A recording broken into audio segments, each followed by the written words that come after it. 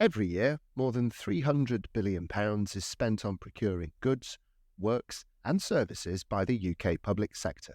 But since the country voted to leave the EU, the rules governing how that money is spent are changing to make the process more transparent, simpler, more flexible, and to encourage more small and medium-sized businesses and social enterprises to get involved in the provision of our public services.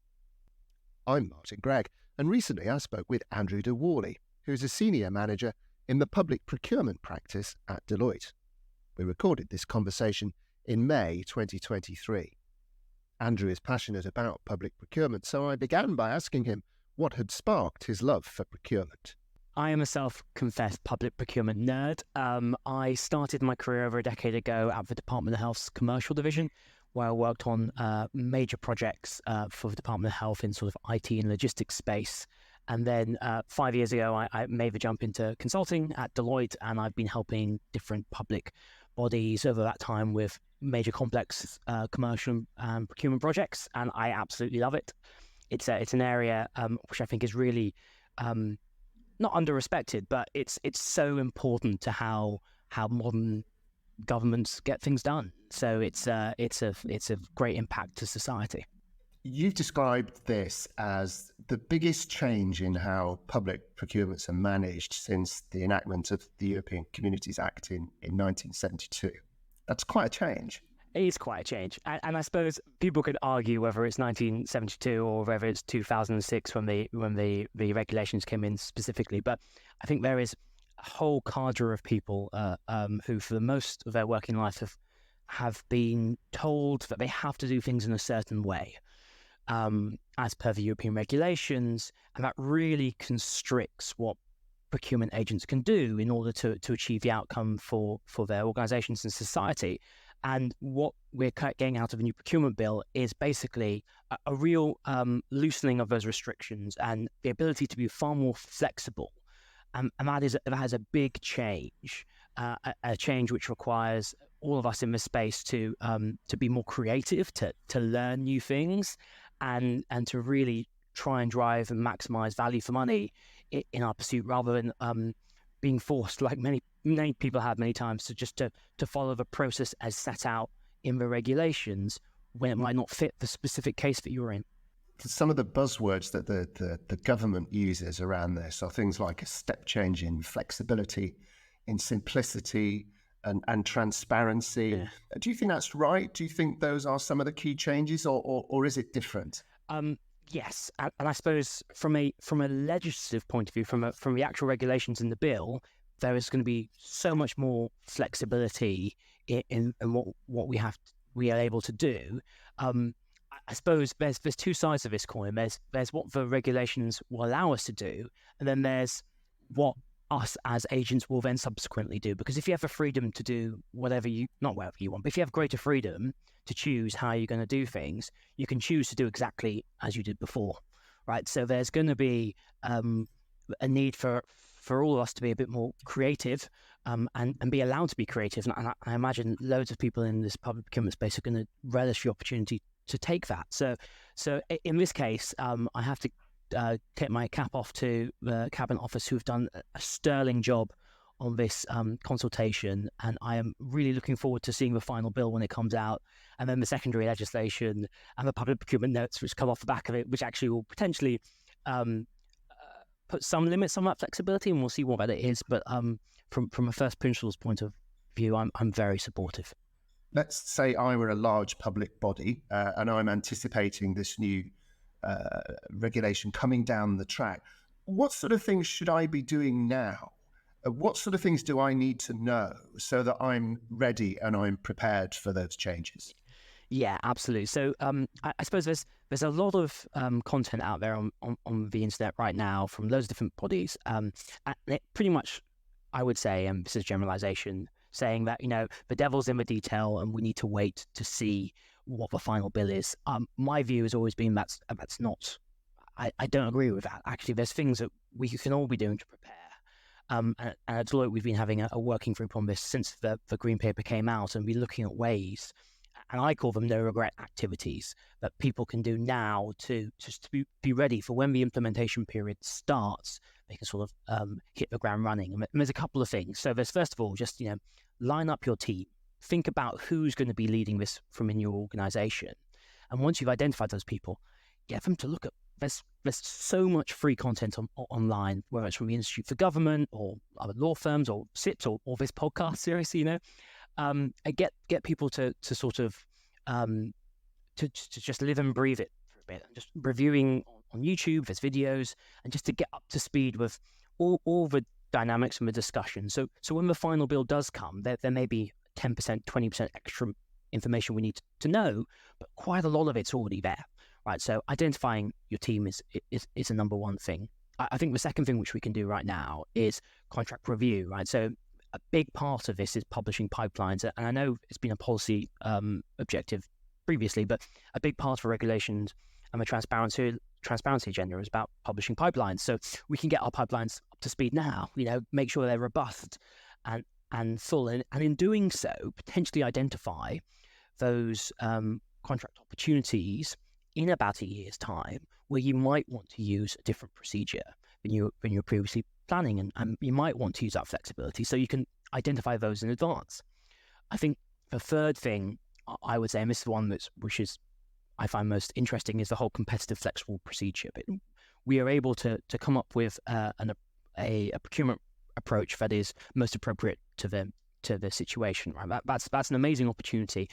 Let's be clear, that will probably not be used for 80% of spend. You're probably still going to do open procedure and frameworks, but for those more complex areas, this is a great opportunity. But with this freedom comes risk, right? So when you're able to do whatever you want within limits, it can be a bit daunting. But what we've been doing is looking internationally at, okay, what do other jurisdictions use? And there's a really great body of information under the UN, the UNCITRAL Model Law on Public Procurement. And they have a whole heap of different procedures that are used by jurisdictions all over the world, which are very different to how we use them under the EU regulations. And so just reviewing those procedures and thinking about, that's interesting, that's good, we could potentially use this for, I don't know, IT spend or something along those lines, and just getting the feel for that. So when you finally see what happens in the secondary legislation, you've got a good place to start from. And the best thing about the UNCITRAL model law is there's detailed guidance on their implementation, hundreds of pages. So you can go as deep into this as you want and as your time allows. And I suppose that's a really safe space to start thinking about this freedom and building off best practice. You don't have to follow it exactly, but it's a really good thing. And then the final thing I would say is, you can tell from the green paper, there's going to be more dialogue and more discussion between parties and negotiations. So there's some governance that you could probably set up now, and the structures around negotiations and the mandating of those, the mandates that you create around those negotiations, which you can think of in advance. And also, there's, whilst you were able to negotiate under the previous regime, it was very limited, right? So there's going to be more of it. So you might need to expand the training that's on offer to your staff members around negotiations, which you could probably be doing now. So although these sorts of activities, you don't need to know the final details of a bill in order to gain benefit from, and we would definitely advise people start thinking about that over the course of the next year. This is perhaps a sort of subjective question, but is that a case of finding something that's better than we've got now? Or is it about doing things differently to achieve the outcomes you want to? That's a really interesting point. So my sitting here, when we are given all this freedom, there's going to be a lot of, in my view, potential challenge that comes off the back of that, right? Because people are going to be doing things in a different way. So it's going to take time for us all to learn how to do things in this new world.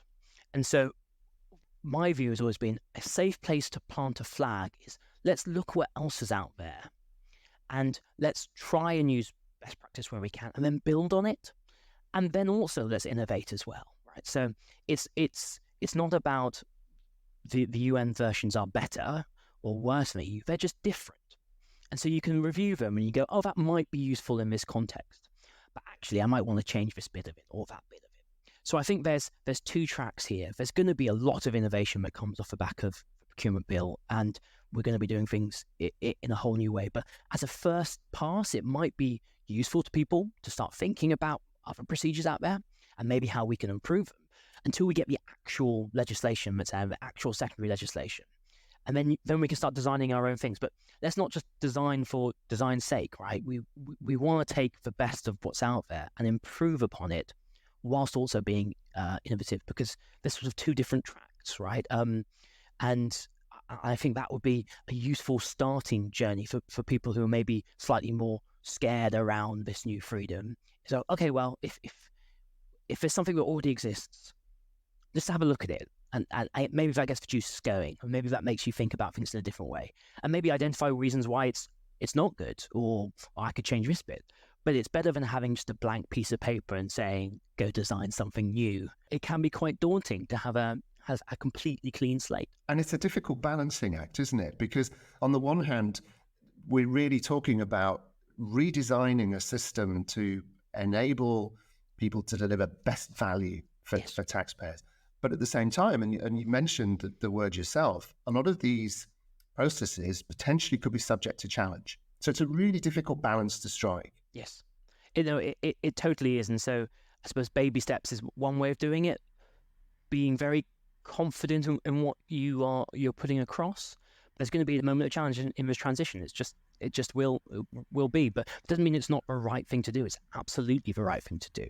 And the flexibility, in my case, so I come at this primarily from an academic point, is the literature shows us that informational imbalances between buyers and suppliers and risk premium that applies and no bid decisions of firms are all around, not all around, there's loads of evidence that the inability to talk between the two parties, to share information toing and fro between the two parties, hinders competition creation, because it disincentivizes the bid no bid decision, right?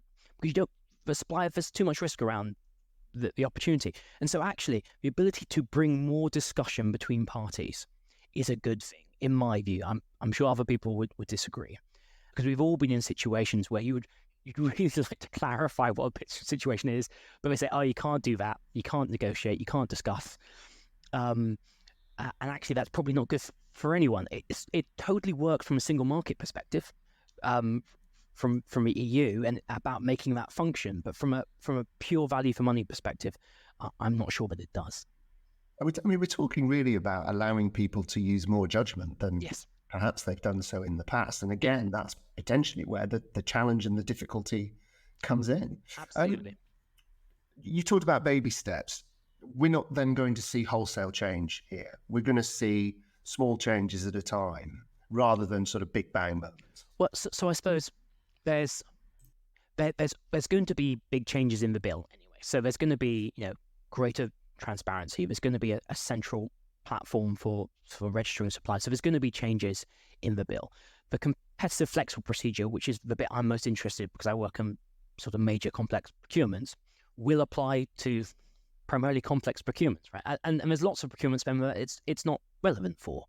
But I think some of those larger, meatier ones, and then also some of the more interesting, novel requirements, it's going to be useful for, because we have the innovative partnership approach in the EU regs, which is very, very rarely used, right? So as a way to bring in innovation, it might be useful. And I suppose fortuitously, the timing of this regulation, as we're going to see AI get more and more involved in the bidding process, and we're already starting to see organizations using generative AI to submit bids, actually how we respond to that as a public procurement system. But actually we have the opportunity to start thinking about, well, how do we do a public procurement system in response to this? And actually the regulations are already there. There's something called competitive flexible procedure, where we can design procedures that respond to that within our current legislation, rather than having to completely update it and renew it and start seeing innovation in that space.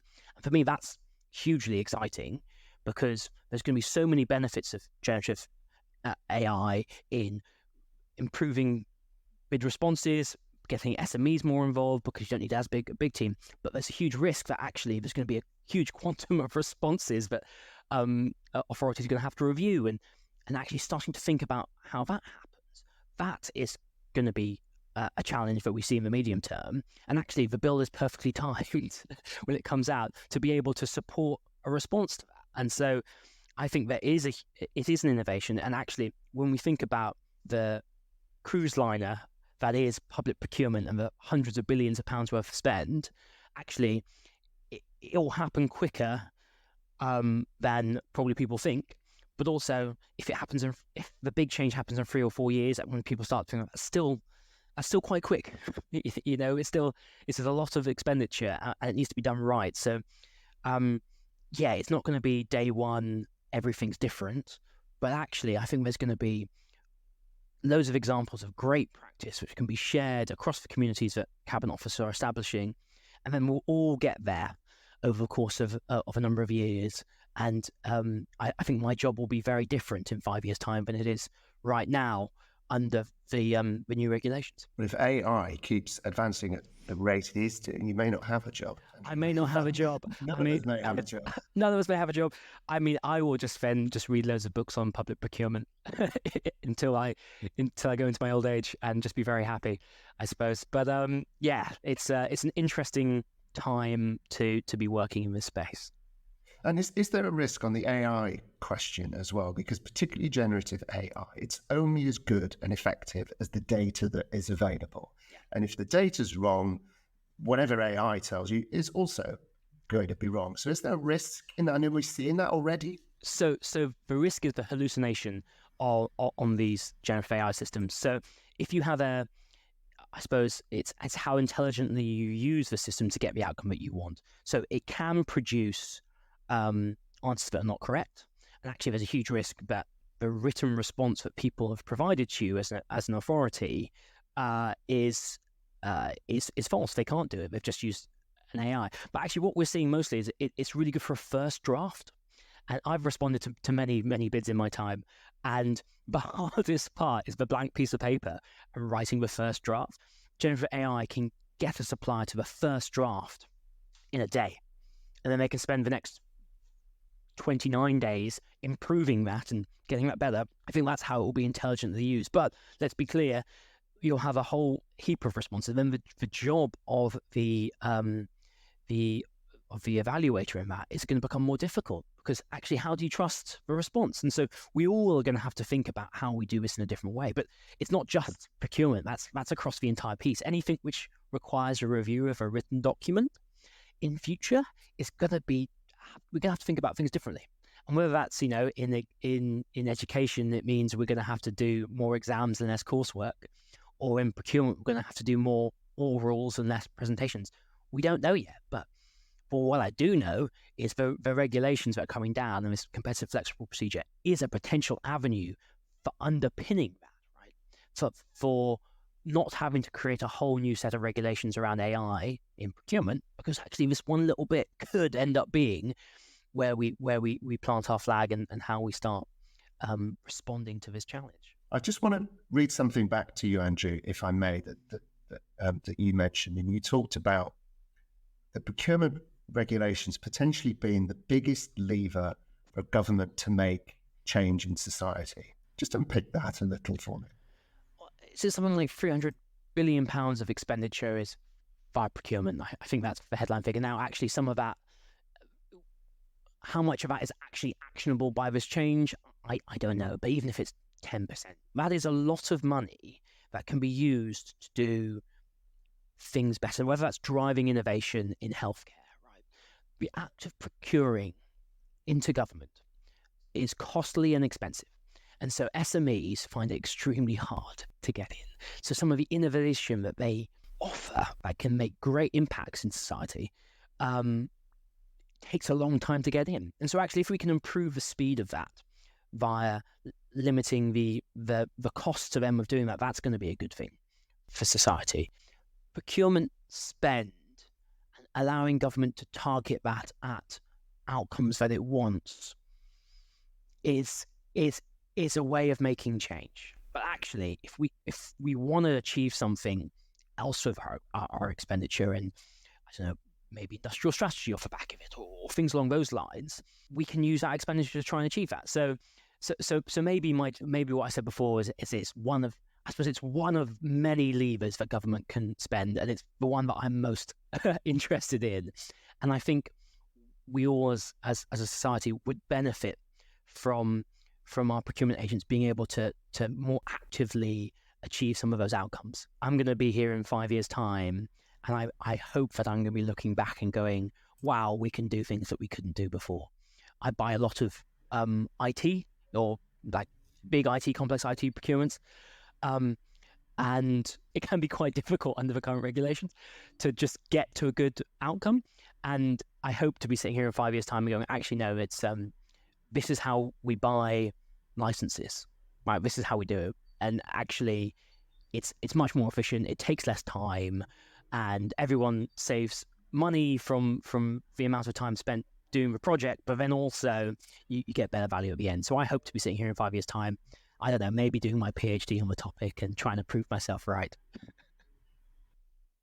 My thanks to Andrew de Whalley from Deloitte, and thank you for listening to this SIPS special podcast on the UK public procurement regulations.